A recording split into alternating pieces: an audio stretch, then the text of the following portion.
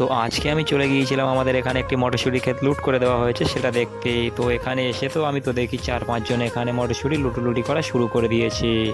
তো তারপরে দেখো আমাদের এখানে এক ছোট ভাই মটরশুঁটি পকেটেও ভর্তি করে নিয়েছে, আর পকেটে ধরছে না বলে আবার গেঞ্জিতে করেও নিয়ে নিয়েছে। গেঞ্জিটি দাঁত দিয়ে ধরে আছে আর হাত দিয়ে মটরশুঁটি তুলছে, যেহেতু তার কাছে কোনো প্যাকেট ছিল না।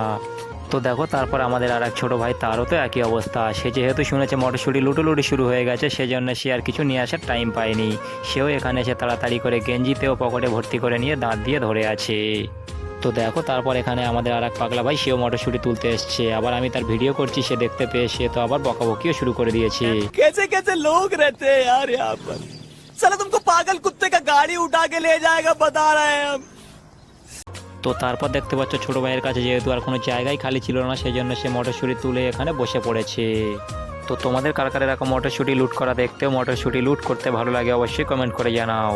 আর ভিডিওটি যদি ভালো লেগে থাকে তাহলে একটি লাইক করে দিও, আর চ্যানেলটি সাবস্ক্রাইব করে অবশ্যই পাশে থেকো। আর যেতে যেতে কেউ রাধে রাধে বলতে একদম ভুলো না।